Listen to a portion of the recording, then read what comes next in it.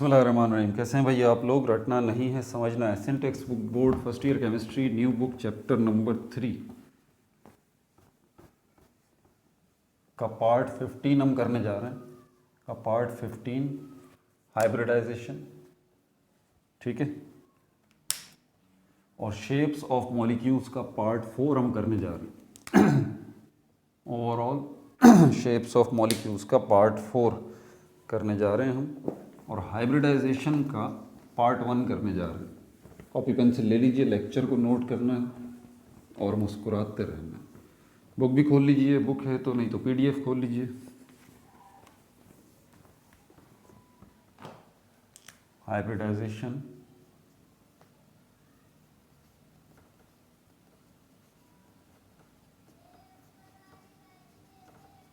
Part 1, hybridization part 1। ये रही आपकी बुक, और इसका पेज नंबर जो है, ये पेज नंबर 61 पे। शेप्स ऑफ मॉलिक्यूल्स के लिए मैंने आपको बताया था कि 2 थ्योरीज हैं, ठीक है। VBT के अलावा एक थ्योरी हमारे पास अभी पिछली वीडियोस में डिस्कस कर चुके हैं, वो हमारे पास जो है वो VSEPR, valence shell electron pair repulsion theory. ये भी आपको बताती है, उसमें कुछ चीज़ें भी डिस्कस की थी, एग्जाम्पल भी देखी थी, सेल्फ असेसमेंट भी देखा था। ये हाइब्रिडाइजेशन जो है, ये भी आपको शेप बताती है, ठीक है। लेकिन कोई भी थ्योरी आती है वो किसी ना किसी मसले से शुरू होती है। मसला क्या है? मसला ये था, इस जगह पर हमारे पास बोरॉन का, बेरिलियम का, बोरॉन का और कार्बन का। बेरिलियम का एटॉमिक नंबर 4 है, बोरॉन का 5 है और कार्बन का 6 है। इलेक्ट्रॉनिक कॉन्फ़िगरेशन अगर हम इसकी करते हैं तो 1s2 2s2, ठीक है। आपको पता है दूसरे शेल के अंदर जो है वो P भी मौजूद है, 2px भी मौजूद है, 2py भी मौजूद है, 2pz भी मौजूद है। मौजूद तो हैं लेकिन ये खाली हैं, यहाँ पर कोई इलेक्ट्रॉन बच ही नहीं रहा इलेक्ट्रॉनिक कॉन्फ़िगरेशन के मुताबिक। बोरॉन को देखते हैं तो 5 इलेक्ट्रॉन है, 1s2 2s2, 2px में 1 आ जाएगा, बाकी 2py भी खाली है, 2pz भी जो है वो खाली है, ठीक है भाई। उसके बाद कार्बन की तरफ देखते हैं तो 1s2 2s2 2px 2py 2pz, तो 6 इलेक्ट्रॉन है, ये आ गए 2 इलेक्ट्रॉन। अब वैलेंसी किसको कहते हैं? Valency number of unpaired electron, number of, यही नॉर्मली डेफिनेशन जो है ना वो ली जाती है in valence shell. Valence shell के अंदर, वैलेंस शेल के अंदर अनपेयर्ड इलेक्ट्रॉन्स की तादाद, यानी कि एक इलेक्ट्रॉन कितने कितने हैं उनको आप गिनती कर लीजिए।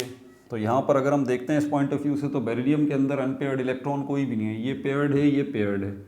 तो इस हिसाब से इसकी वैलेंसी हुई 0। और बोरॉन को देखते हैं तो इसके पास ये एक अनपेयर्ड इलेक्ट्रॉन हमें नज़र आता है 2px के अंदर, तो इसकी वैलेंसी हुई 1, ठीक है। और कार्बन जो है इसके अंदर हमारे पास जो है वो कितने नज़र आते हैं? 4 5 6, और यहाँ पर हमें जो है वो इसकी वैलेंसी जो है वो हमें 0 नज़र आती है। यहाँ पर कोई भी खाली नहीं है, 1s2 2s2 2px, बल्कि 2px नहीं, इसको हम इस तरह से लेते हैं, हाँ, सिंगल सिंगल इलेक्ट्रॉन रखते हैं, ठीक है ना, सिंगल सिंगल इलेक्ट्रॉन रखते हैं। तो इस हिसाब से हमारे पास ये P के अंदर 2px में 1 इलेक्ट्रॉन है, 2py में 1 इलेक्ट्रॉन है, तो इस तरह से कार्बन की वैलेंसी हुई 2। तो हमारी थ्योरी तो ये कहती है, लेकिन प्रैक्टिकली जब हम चेक करते हैं, एक्सपेरिमेंट्स करते हैं, और एक्सपेरिमेंट्स के ज़रिए जो डेटा मिलता है उसका एनालिसिस करते हैं, तो फिर पता लगता है कि बेरिलियम जो है वो, बेरिलियम 0 वैलेंसी शो नहीं कर रहा।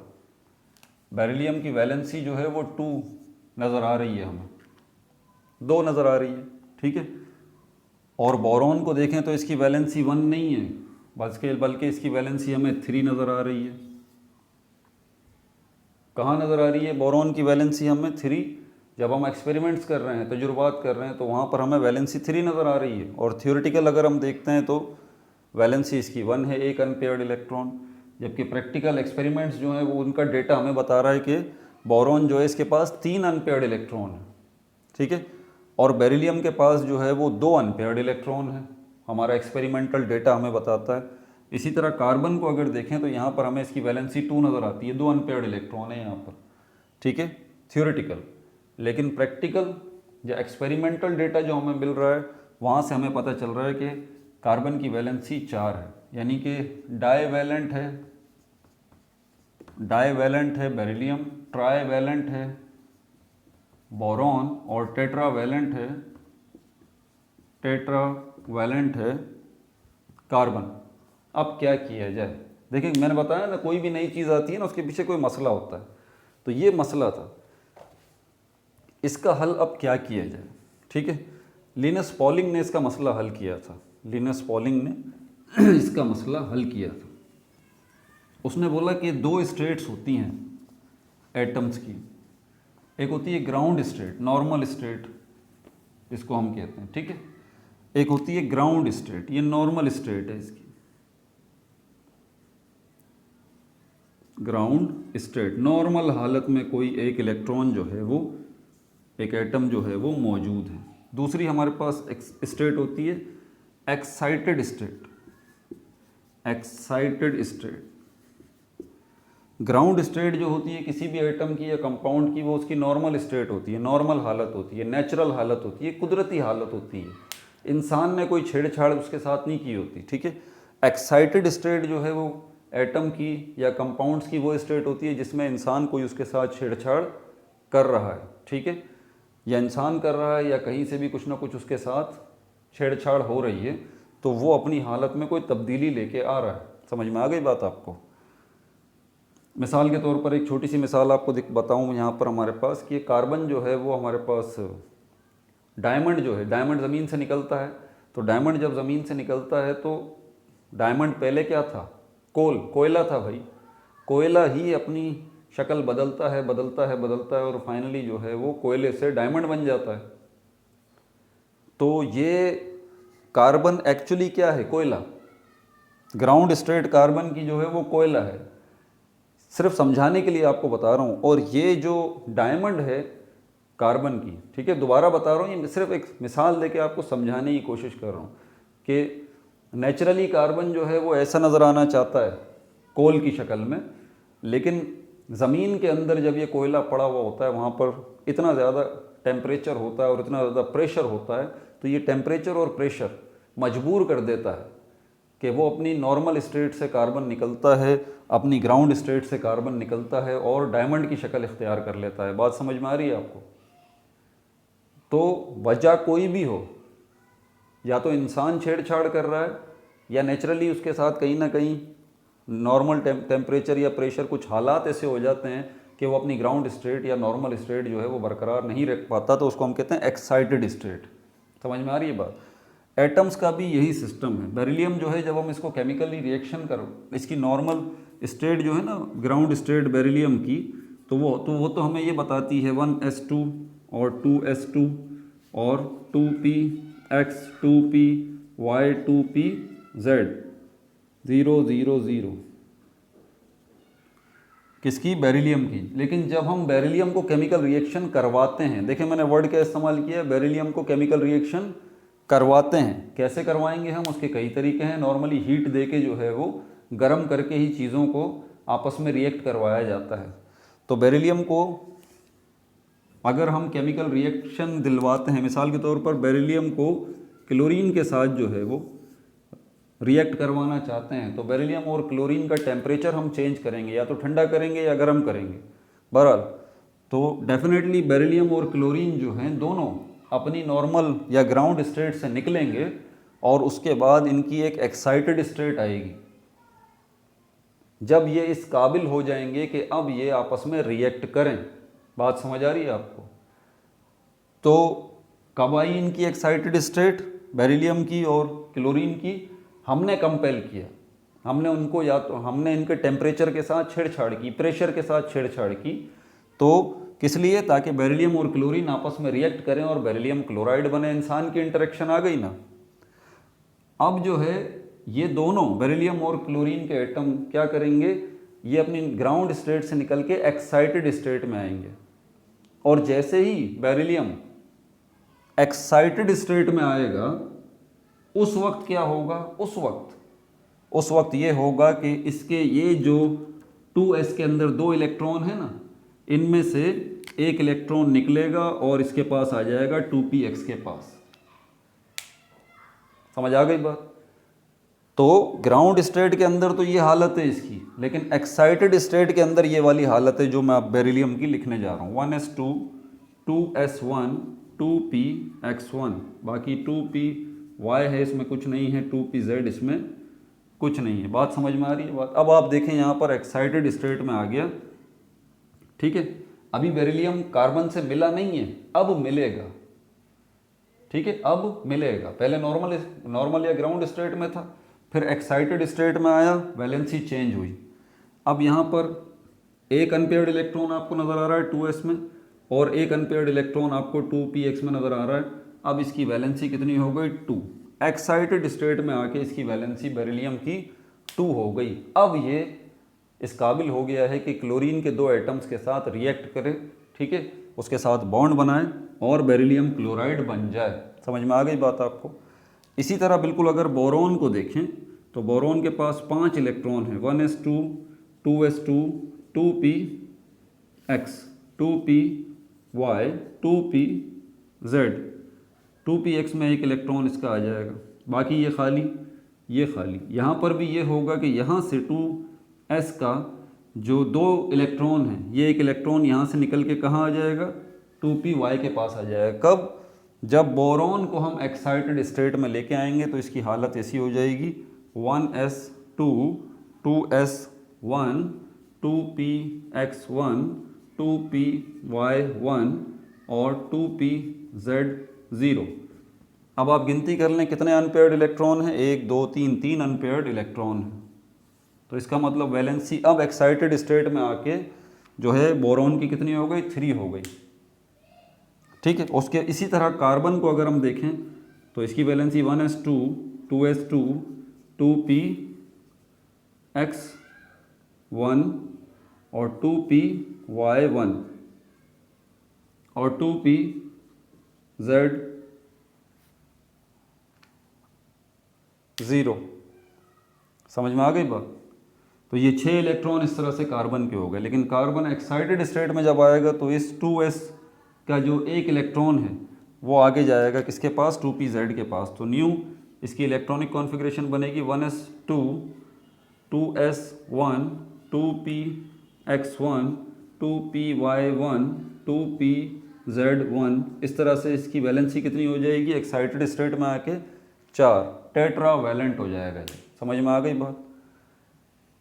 ये वजूहात थी जिसकी वजह से ये मसला हुआ था। तो ये क्लियर हो गया कि ये क्या करते हैं, ग्राउंड स्टेट में इनकी ये हालत होती है, लेकिन एक्साइटेड स्टेट में जब ये केमिकल रिएक्शन करने वाले होते हैं तो फिर ये काम करते हैं कि अपनी वैलेंसी चेंज कर लेते हैं फ़ौरन और उसके बाद केमिकल रिएक्शन करते हैं। अब जब वैलेंसी चेंज हो रही है, यहाँ पर एक्साइटेड स्टेट में आ रहा है, तो एक बात तय है कि ऑर्बिटल की वो हालत नहीं होगी इसकी जो कि इस जगह पर है। ऑर्बिटल इस तरह के नहीं होंगे। आपको पता है कि s ऑर्बिटल जो है वो इस तरह का नज़र आता है और p जो है ऑर्बिटल इस तरह का नज़र आता है, डम्बल शेप्ड में। 2px हो, 2py हो, 2pz हो, तीनों डम्बल शेप्ड के हैं। एक हॉरिजॉन्टल पे है, एक वर्टिकल पे है, ठीक है। एक x एक्सिस डायरेक्शन में होता है, एक y एक्सिस डायरेक्शन में होता है, एक z एक्सिस डायरेक्शन में होता है, इस तरह से।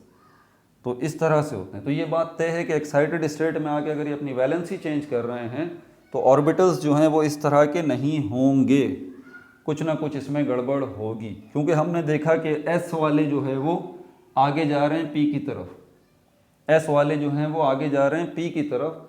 तो यकीनन p और s का मिलाप हुआ है, p और x का मिक्सचर बना है, ये बात तय है। तो जो ऑर्बिटल बनेगा उसमें भी यकीनन 2 और p का जो है वो असर नज़र आएगा। इसी को हाइब्रिडाइजेशन कहते हैं, ठीक है। तो हाइब्रिडाइजेशन क्या है, हाइब्रिडाइजेशन एक प्रोसेस है। यहाँ पर इसकी डेफिनेशन जो है वो लिखी हुई भी है, ये मैं मिटा दूँ। अब ज़रा हाइब्रिडाइजेशन की जो है वो डेफिनेशन आप नोट कर लें, जो आपकी बुक में लिखी हुई है। एज इट इज़ मैं यहाँ पर कोड कर देता हूँ ताकि आपको याद करने में भी आसानी हो जाए, समझ के आप याद कर लें। हाइब्रिडाइजेशन का क्या है, हाइब्रिडाइजेशन जो है वो क्या लिखा हुआ है आपकी बुक के अंदर? The mixing of different atomic orbital to produce the same number of equivalent orbital. The mixing of atomic orbital to produce the same number to produce the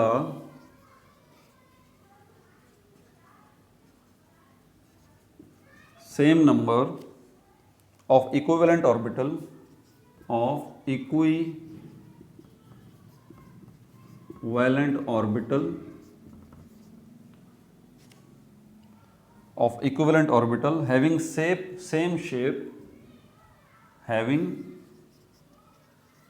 same shape and energy